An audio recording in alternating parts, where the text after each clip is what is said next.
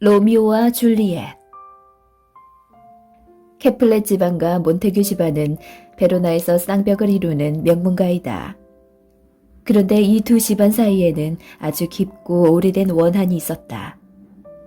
미움은 세월이 갈수록 점점 더 커져 집안 친척은 물론 하인들까지도 서로 마주치기만 하면 싸우기 일쑤였다. 어느 날 캐플릿 집안에서 큰 잔치가 열렸다. 몬테규 집안 사람만 아니면 누구나 환영받는 이 잔치에는 베로나의 이름난 미인들이 모두 참석했다. 그 중에는 로잘린도 있었는데 그녀는 몬테규 집안의 아들 로미오가 짝사랑하는 여인이었다. 로미오의 친구 벤볼리오가 로미오에게 가면을 쓰고 몰래 잔치에 가보자고 했다. 그래서 로미오는 친구인 벤볼리오, 머큐시와 함께 가면을 쓰고 캐플렛 집안 잔치에 참석했다. 캐플릿 경이 그들을 환영했다. 젊은이들이여, 아리따운 아가씨들과 유쾌한 시간을 보내게나. 사람들이 춤을 추기 시작했다. 그때 로미오는 눈부시게 아름다운 한 아가씨를 발견했다. 마치 이 세상 사람이라고 믿어지지 않을 정도로 아름다운 아가씨였다. 로미오가 그 아름다움에 취해 탄성을 질렀을 때 캐플릿 경의 조카 티볼트가 그 목소리를 듣고 로미오라는 것을 알아차렸다. 티볼트는 몬테규 집안 사람이 가면을 쓰고 와서 자기들을 조롱한다며 불같이 화를 냈다. 금방이라도 싸움이 벌어질 기세였다. 다행히 집주인인 캐플릿 경이 조카를 제지했다. 잔치를 베푸는 집주인으로서 손님들에 대한 예의를 차리기 위함이었고 또 로미오가 신사답게 행동했기 때문이었다. 춤이 끝나자 로미오는 아가씨가 있는 곳으로 살그머니 다가갔다. 그는 가면을 쓰고 있어 얼굴이 보이지 않는다는 것에 용기를 얻어 공손하게 아가씨의 손을 잡고 말했다. 당신은 신전이요. 저는 신전을 찾아가는 순례자입니다. 신전에 손을 댄 것이 모독이라면 입을 맞추어 속죄하겠습니다. 순례자들이 성자의 손을 잡을 수는 있지만 입을 맞추는 일은 없답니다. 아가씨가 대답했다. 성자도 순례자도 입술이 있지 않습니까? 물론 입술이 있지요. 하지만 입술은 기도할 때 써야죠. 사랑스러운 성자님, 저의 기도를 허락해 주십시오. 제가 절망하지 않도록. 두 사람은 이처럼 은밀하게 사랑의 말을 주고받았다. 그때 누군가가 아가씨의 이름을 불렀으므로 로미오는 비로소 그녀가 누구인지 알았다. 눈부시게 아름다운 그 아가씨는 바로 몬테규 집안의 원수 카플렛 경의 외동딸 줄리엣이었던 것이다. 로미오는 자기도 모르는 사이 원수 집안의 여자에게 마음을 뺏긴 것을 알고 몹시 당황했다. 그러나 결코 사랑을 포기할 수는 없었다. 그것은 줄리엣도 마찬가지였다. 사랑을 느낀 남자가 몬테규 집안의 로미오라는 것을 알고 그녀 역시 너무나 놀랐다. 자정쯤 잔치가 끝났을 때 로미오는 도저히 그대로 그 집을 떠날 수가 없어서 과감하게 집 뒤에 가소원 탐을 넘었다. 잠시 후 2층 창문이 열리더니 사랑스러운 줄리엣이 나타났다. 줄리엣은 창가에 턱을 괜 채 깊은 한숨을 쉬었다. 로미오는 어둠 속에서 혼잣말로 중얼거렸다. 아름다운 천사여, 당신은 정말 천사처럼 아름답군요. 바로 그때 줄리엣은 정열에 넘치는 음성으로 그날 밤 사랑하게 된 사람의 이름을 불렀다. 로미오, 당신은 어찌하여 로미오인가요? 저를 위하여 당신의 이름을 버릴 수 있나요? 저에게 사랑을 맹세해 주세요. 그러면 저 역시 이제부터 캐플렛 집안을 버릴 테니까요. 줄리엣은 로미오가 원수인 몬테규 집안 사람인 것을 슬퍼하며 그 증오스러운 이름을 버리고 그 대신 자신의 모든 것을 가지라고 말했다. 이 말을 들은 로미오는 더 이상 참을 수가 없어 큰 소리로 대답했다. 당신이 로미오라는 이름을 싫어한다면 나는 이제 로미오가 아닙니다. 나를 그저 사랑이라고 부르거나 아니면 당신의 뜻대로 다른 이름으로 부르세요. 줄리엣은 어두운 정문에서 들리는 남자 목소리에 소스라치게 놀랐다. 그러나 로미오라는 것을 금방 알아차렸다. 위험해요. 몬테규 집안 사람이 담을 넘는 것을 알면 그냥 두지 않을 거예요. 저는 당신이 다정한 눈길을 주신다면 아무것도 두렵지 않습니다. 당신의 사랑 없이 사느니 차라리 그들의 칼에 죽는 편이 낫습니다. 이곳에 어떻게 오셨나요? 사랑의 길을 인도해 주었습니다. 당신이 바다 건너 있다 해도 나는 당신을 찾아갈 것입니다. 줄리엣은 문득 자신의 독백을 생각하고 얼굴이 붉어졌다. 할 수만 있다면 그 말을 도로 주워 담고 싶었다. 정숙한 숙녀들이 을에 그라하듯 수줍은 척, 관심 없는 척해서 자신의 여인을 애타게 하고 싶었으니까.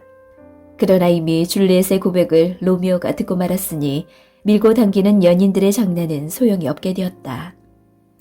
그래서 줄리엣은 오히려 조금 전 로미오가 들은 자신의 독백은 진실이라고 솔직하게 말했다. 아름다운 로미오, 부디 저를 경박한 사람이라고 탓하지 말아주세요. 저의 행동은 조신한 척, 얌전한 척 하면서 속으로 교활한 사람들보다 훨씬 더 진실한 것이니까요. 로미오는 줄리엣의 정숙함을 조금도 의심하지 않는다고 맹세했다. 두 사람은 밤이 새도록 많은 대화를 나누면서 서로 사랑을 확인했다. 줄리엣 아가씨! 유모가 부르는 소리에 다급히 창가에서 사라졌던 줄리엣이 잠시 후 다시 나타났다. 벌써 새벽이 가까워졌으니 자야 할 시간이에요. 로미오, 당신의 사랑이 진실하다면, 그리고 저와 결혼할 생각이라면 내일 곧 결혼 날짜를 정해주세요. 줄리엣은 또다시 유모의 부름에 사라졌다가 나타났다.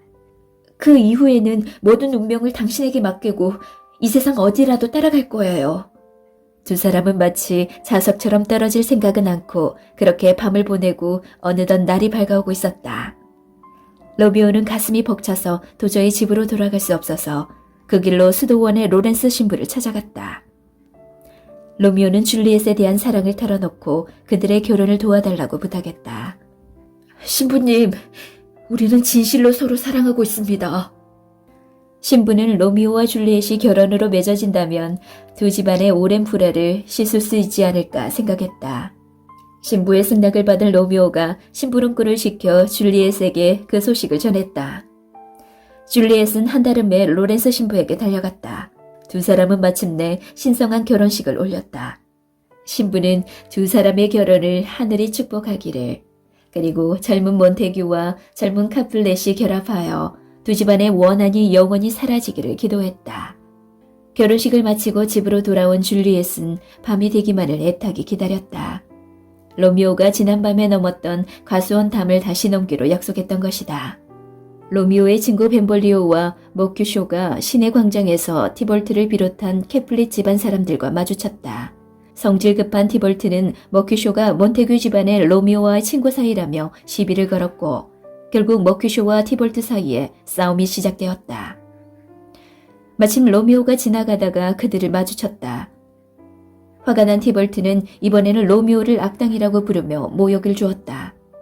그러나 로미오는 그 어느 때보다 티볼트와 싸우고 싶지 않았다. 본래부터 집안끼리 싸우는 것을 달가워하지 않았던 그는 이제는 카플렛이라는 이름이 친근하게 느껴졌기 때문이다. 티볼트, 우리는 왜 만나면 싸워야 하죠? 로미오는 부드러운 태도로 인사를 건넸다. 그러나 지옥만큼이나 몬테규 집안을 원수로 생각하는 티볼트는 로미오를 비난하며 약을 바짝 올렸다. 갑자기 왜 그렇게 비겁한 태도야? 난 지금 머큐쇼와 싸우고 있다네. 이었고 티볼트의 칼이 머큐쇼를 찔러 쓰러뜨렸다. 로미오는 더 이상 참지 못하고 칼을 빼들었다. 그리하여 결국 티볼트는 로미오의 칼에 숨을 거두고 말았다. 한낮에 이 끔찍한 소동이 일어나자 시민들은 광장으로 모여들었다. 캐플릿경 부부와 몬테규경 부부, 그리고 베로나의 영주도 소문을 듣고 광장에 도착했다. 영주는 두 집안의 싸움 때문에 베로나의 질서가 파괴되었으니 죄인을 가려 엄중히 처벌하겠다고 했다. 영주는 사건을 자세히 조사한 뒤 선고를 내렸다. 티볼트를 죽인 로미오를 베로나에서 추방한다. 로미오가 사촌을 죽였다는 기막힌 소식을 들었을 때 줄리엣은 절망감을 느꼈다. 그러나 처음에는 죽은 오빠를 위해 흘리던 슬픔의 눈물이 자기도 모르는 사이 다른 의미의 눈물로 바뀌는 것을 느꼈다. 그것은 티볼트에게 죽을 뻔했던 로미오가 살아남은 것에 대한 기쁨의 눈물이었고 또 로미오가 추방당한 것에 대한 슬픔의 눈물이기도 했다. 한편 로미오는 로렌스 신부의 방에 숨어 있다가 추방년 소식을 들었다. 줄리엣을 볼 수 없는 곳으로 추방되는 것은 로미오에게 사형 선고보다 더 고통스러웠다. 정신 차리게. 자네에게는 아내가 있네. 줄리엣을 위해서라도 힘을 내야 하네. 신부가 위로해 주었지만 로미오는 그저 미친 듯 머리를 쥐어뜯으며 괴로워할 뿐이었다. 이렇게 허약한 태도는 남자답지 못한 거야.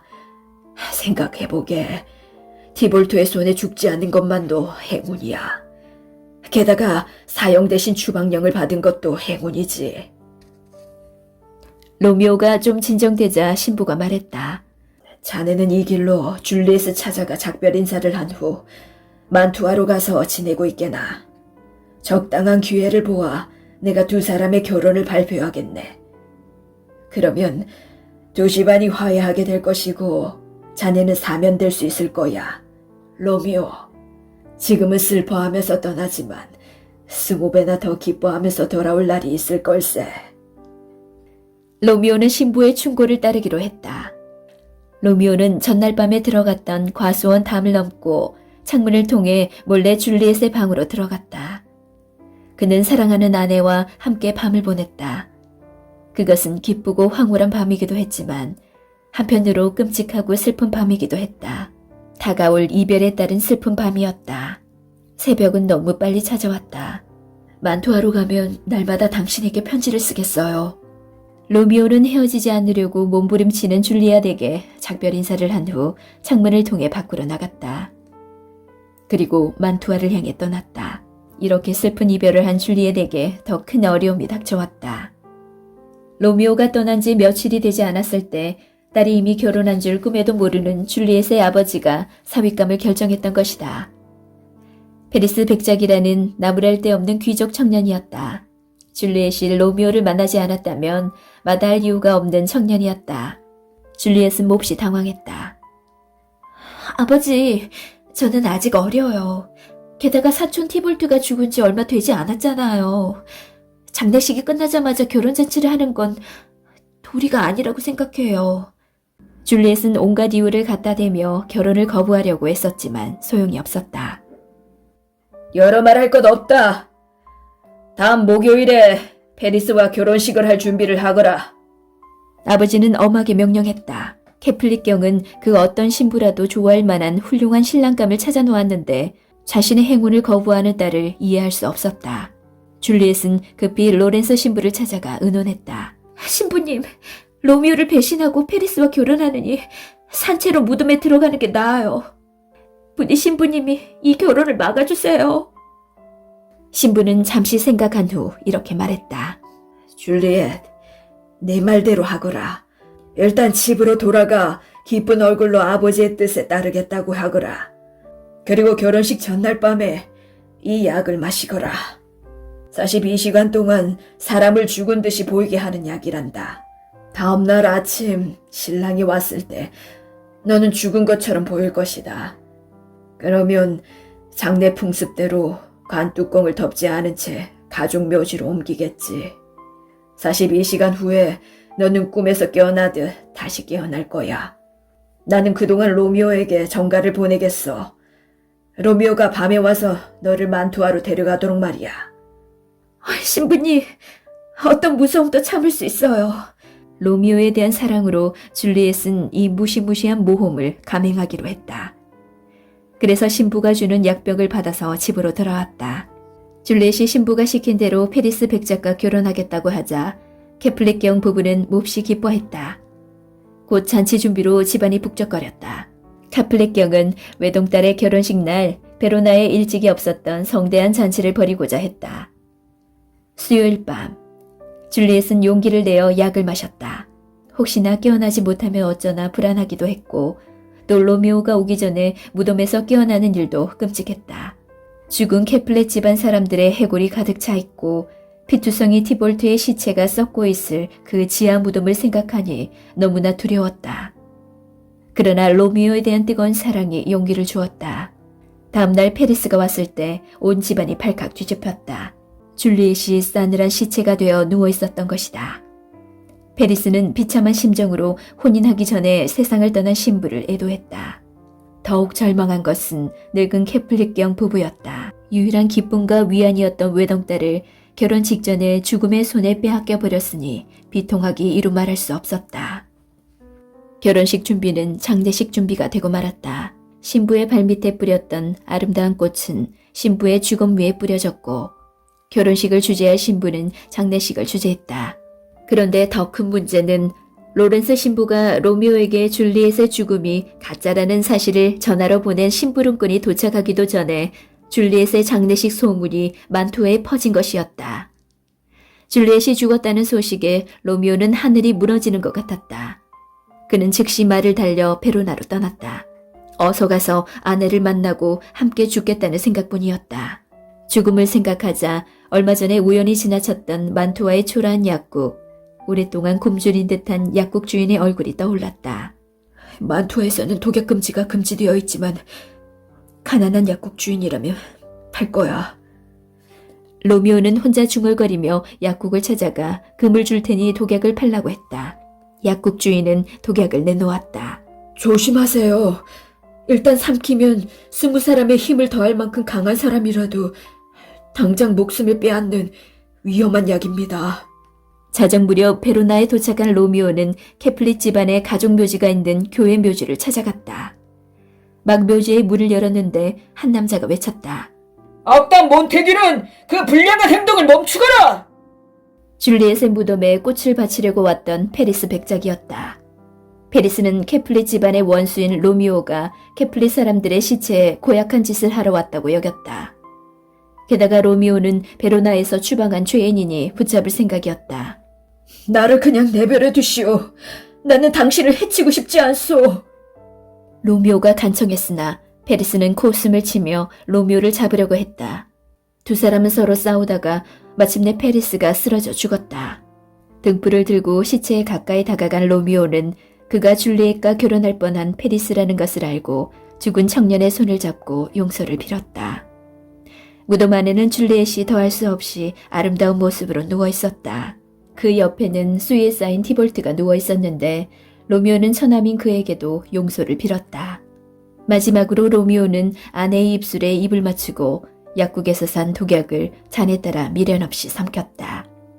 한편 줄리엣이 깨어날 시간이 가까우고 있었다. 그 무렵 로렌서 신부는 만투아로 보낸 편지가 늦어져서 로미오에게 전해지지 않는 것을 알고 등불을 들고 줄리엣을 데리러 왔다. 그런데 캐플렛 집안의 지하 묘지에는 이미 불이 밝혀져 있고 놀랍게도 페리스와 로미오가 죽어 있었다. 왜 이렇게 끔찍한 사고가 일어났는지를 추측해보기도 전에 줄리엣이 깨어났다. 신부님, 여기는 역시 무덤 속이군요. 그런데 로미오는 어디에 있나요? 그때 밖이 소란스러워오자 신부가 놀라 달아났다. 주위를 둘러보던 줄리엣은 죽은 로미오의 손에 잔이 들려있는 것을 보았다.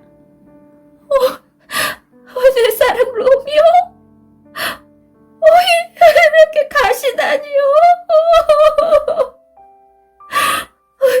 독약이 남아있다면 나와 나눠 마셔요. 줄리엣은 흐느끼면서 잔에 남은 찌꺼기를 마시려 했다가 아직도 따뜻한 로미오의 입술에 독약이 묻어있는 듯 입을 맞추었다. 사람들의 발소리가 가까워지자 줄리엣은 얼른 당금을 빼어 자신의 가슴을 찔렀다. 이렇게 줄리엣은 사랑하는 사람 곁에서 죽었다. 그때 무덤의 경비원을 앞세우고 사람들이 몰려왔다. 페리스 백작의 시종이 자기의 주인과 로미오가 싸우는 것을 소리쳐 알렸고 이 소문은 곧 베로나시 전체에 퍼졌던 것이다. 몬테규 집안과 캐플렛 집안 사람들, 영주마저도 잠에서 깨어 달려왔다. 로렌서 신부도 경비원에게 붙잡혀왔다. 로렌스 신부님, 이 비참한 일에 대해 뭔가 아는 것이 있다면 모두 말해주시오. 영주가 묻자 신부는 몬테규 경과 캐플릿 경이 있는 자리에서 모든 것을 고백했다. 그런데 왜 펠리스와 로미오가 여기서 죽는 불상사가 생겼는지 저도 모르겠습니다. 그 나머지는 두 사람의 싸움을 지켜본 페리스의 시종과 로미오와 함께 온 하인들의 설명으로 보충되었다. 로미오는 하인에게 자기가 죽은 후에 아버지에게 전하라는 편지를 맡겼고 편지는 모든 진실을 증명해 주었다. 로미오는 편지에서 줄리엣과 결혼했음을 고백하고 부모님께 용서를 빌었으며 독약을 샀다는 것과 무덤을 찾아 줄리엣 곁에서 죽겠다고 밝혔다. 영주는 몬테규 경과 캐플릭 경을 향해 그들의 잔인하고 터무니없는 원한을 나무랐다. 이는 두 집안의 잘못에 대해 하늘이 벌을 내린 것이라고 생각합니다. 이 두 집안은 이제라도 화해해서 해묵은 원한을 자녀들의 무덤 속에 함께 묻도록 하십시오. 캐플릭 경과 몬테규 경은 서로 형제라 부르며 손을 잡았다. 그것은 로미오와 줄리엣의 결혼으로 두 집안이 하나로 맺어졌음을 인정하는 뜻이었다. 로미오와 줄리엣. 캐플렛 집안과 몬테규 집안은 베로나에서 쌍벽을 이루는 명문가이다. 그런데 이 두 집안 사이에는 아주 깊고 오래된 원한이 있었다. 미움은 세월이 갈수록 점점 더 커져 집안 친척은 물론 하인들까지도 서로 마주치기만 하면 싸우기 일쑤였다. 어느 날 캐플릿 집안에서 큰 잔치가 열렸다. 몬테규 집안 사람만 아니면 누구나 환영받는 이 잔치에는 베로나의 이름난 미인들이 모두 참석했다. 그 중에는 로잘린도 있었는데 그녀는 몬테규 집안의 아들 로미오가 짝사랑하는 여인이었다. 로미오의 친구 벤볼리오가 로미오에게 가면을 쓰고 몰래 잔치에 가보자고 했다. 그래서 로미오는 친구인 벤볼리오, 머큐시와 함께 가면을 쓰고 캐플렛 집안 잔치에 참석했다. 캐플릿 경이 그들을 환영했다.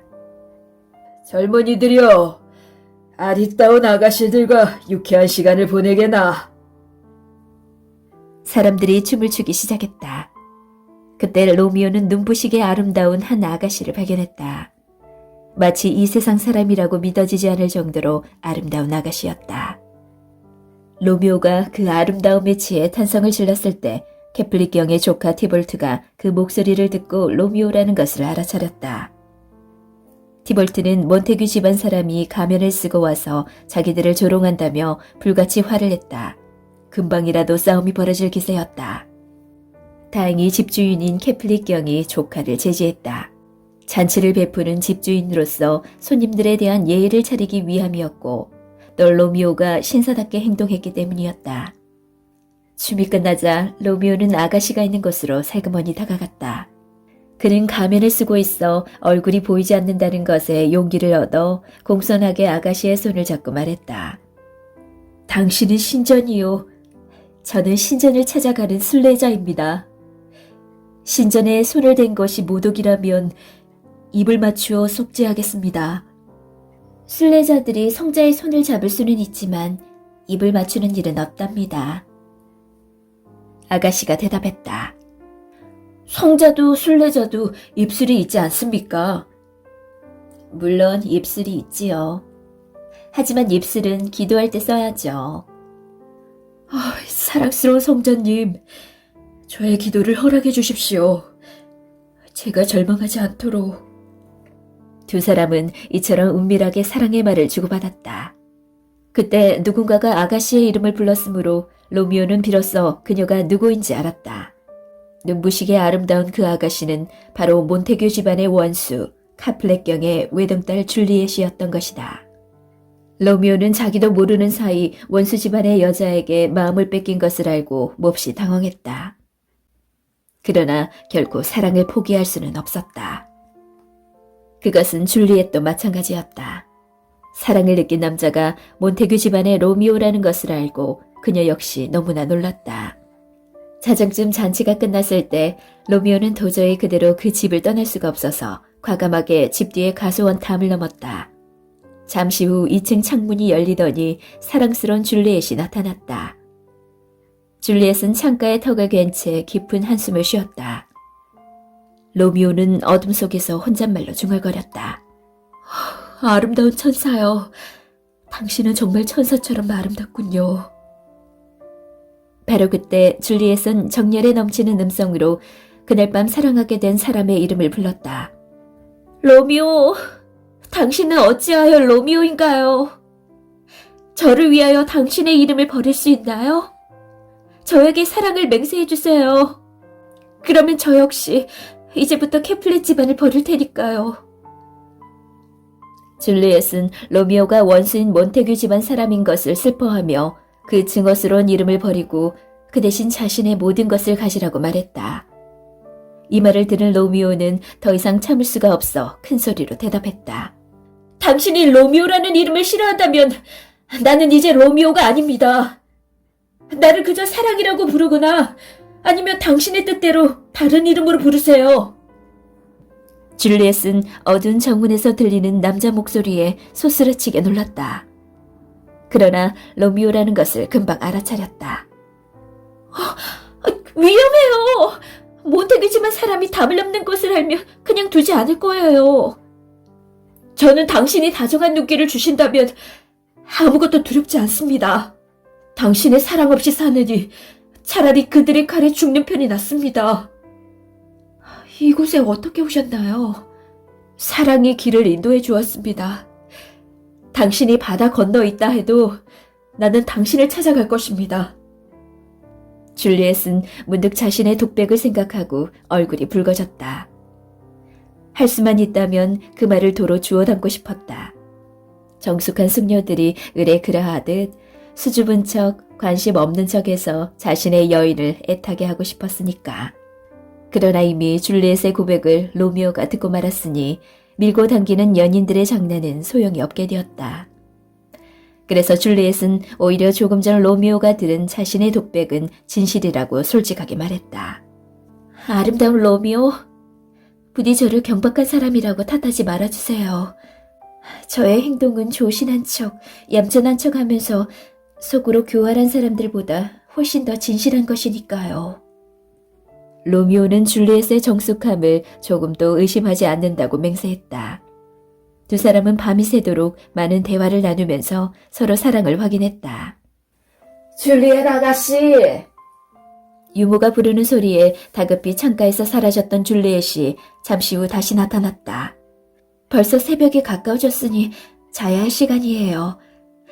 로미오, 당신의 사랑이 진실하다면, 그리고 저와 결혼할 생각이라면 내일 곧 결혼 날짜를 정해주세요. 줄리엣은 또다시 유모의 부름에 사라졌다가 나타났다. 그 이후에는 모든 운명을 당신에게 맡기고 이 세상 어디라도 따라갈 거예요. 두 사람은 마치 자석처럼 떨어질 생각은 않고 그렇게 밤을 보내고 어느덧 날이 밝아오고 있었다. 로미오는 가슴이 벅차서 도저히 집으로 돌아갈 수 없어서 그 길로 수도원의 로렌스 신부를 찾아갔다. 로미오는 줄리엣에 대한 사랑을 털어놓고 그들의 결혼을 도와달라고 부탁했다. 신부님, 우리는 진실로 서로 사랑하고 있습니다. 신부는 로미오와 줄리엣이 결혼으로 맺어진다면 두 집안의 오랜 불화를 씻을 수 있지 않을까 생각했다. 신부의 승낙을 받은 로미오가 심부름꾼을 시켜 줄리엣에게 그 소식을 전했다. 줄리엣은 한달음 에 로렌스 신부에게 달려갔다. 두 사람은 마침내 신성한 결혼식을 올렸다. 신부는 두 사람의 결혼을 하늘이 축복하기를, 그리고 젊은 몬테규와 젊은 카플렛이 결합하여 두 집안의 원한이 영원히 사라지기를 기도했다. 결혼식을 마치고 집으로 돌아온 줄리엣은 밤이 되기만을 애타게 기다렸다. 로미오가 지난밤에 넘었던 과수원 담을 다시 넘기로 약속했던 것이다. 로미오의 친구 벤볼리오와 모큐쇼가 시내 광장에서 티볼트를 비롯한 캐플릿 집안 사람들과 마주쳤다. 성질 급한 티볼트는 머큐쇼가 몬테규 집안의 로미오와의 친구 사이라며 시비를 걸었고 결국 머큐쇼와 티볼트 사이에 싸움이 시작되었다. 마침 로미오가 지나가다가 그들을 마주쳤다. 화가 난 티볼트는 이번에는 로미오를 악당이라고 부르며 모욕을 주었다. 그러나 로미오는 그 어느 때보다 티볼트와 싸우고 싶지 않았다. 본래부터 집안끼리 싸우는 것을 달가워하지 않았던 그는 이제는 카플렛이라는 이름이 친근하게 느껴졌기 때문이다. 티볼트, 우리는 왜 만나면 싸워야 하죠? 로미오는 부드러운 태도로 인사를 건넸다. 그러나 지옥만큼이나 몬테규 집안을 원수로 생각하는 티볼트는 로미오를 비난하며 약을 바짝 올렸다. 갑자기 왜 그렇게 비겁한 태도야? 난 지금 머큐쇼와 싸우고 있다네. 이었고 티볼트의 칼이 머큐슈를 찔러 쓰러뜨렸다. 로미오는 더 이상 참지 못하고 칼을 빼들었다.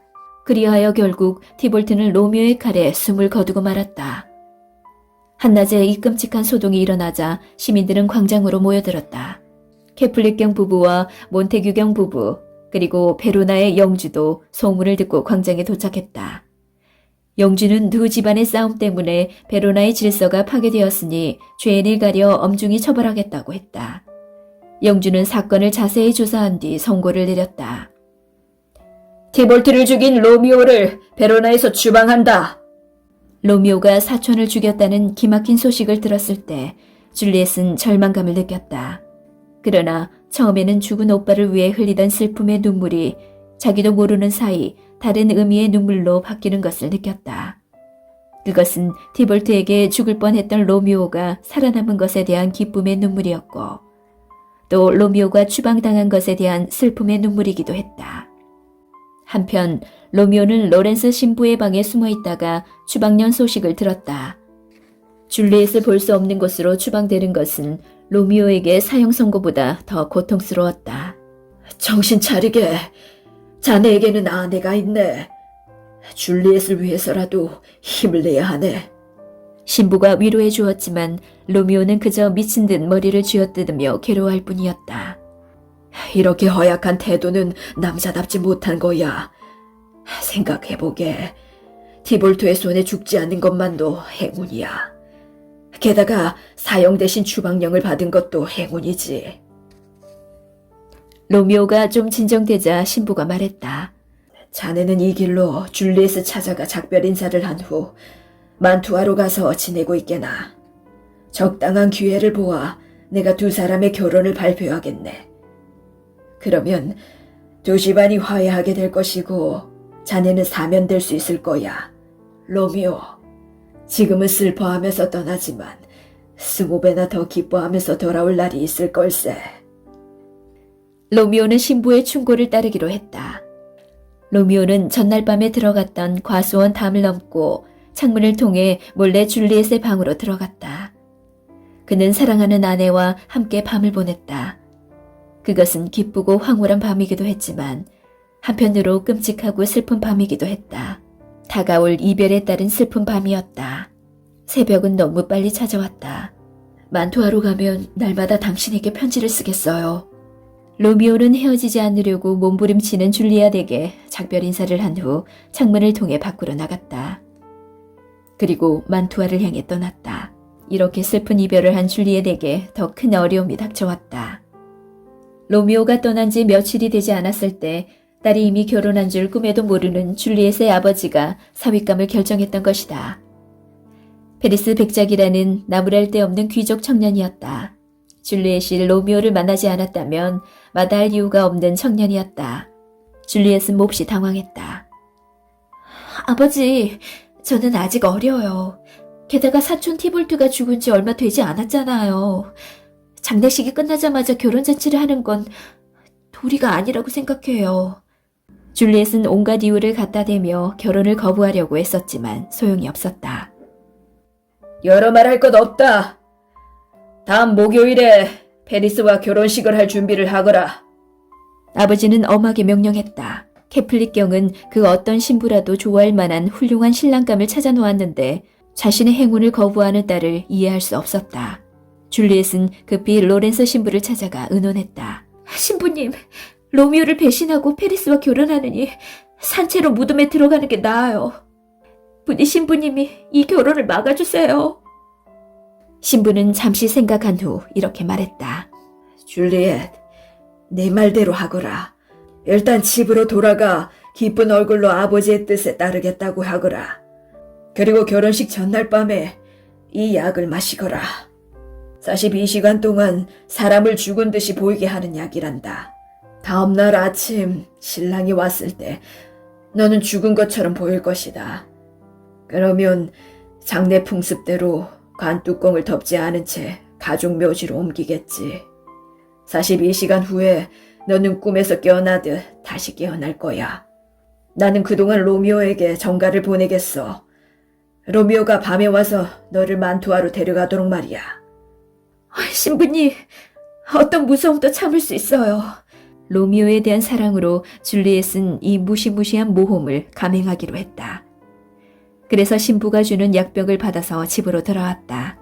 줄리엣이 신부가 시킨 대로 페리스 백작과 결혼하겠다고 하자 케플릿경 부부는 몹시 기뻐했다. 곧 잔치 준비로 집안이 북적거렸다. 카플렛경은 외동딸의 결혼식 날 베로나에 일찍이 없었던 성대한 잔치를 벌이고자 했다. 수요일 밤, 줄리엣은 용기를 내어 약을 마셨다. 혹시나 깨어나지 못하면 어쩌나 불안하기도 했고 또 로미오가 오기 전에 무덤에서 깨어나는 일도 끔찍했다.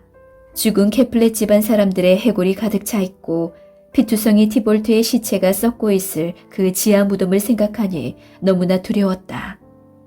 그러나 로미오에 대한 뜨거운 사랑이 용기를 주었다. 다음날 페리스가 왔을 때 온 집안이 발칵 뒤집혔다. 줄리엣이 싸늘한 시체가 되어 누워 있었던 것이다. 페리스는 비참한 심정으로 혼인하기 전에 세상을 떠난 신부를 애도했다. 더욱 절망한 것은 늙은 캐플릿경 부부였다. 유일한 기쁨과 위안이었던 외동딸을 결혼 직전에 죽음의 손에 빼앗겨 버렸으니 비통하기 이루 말할 수 없었다.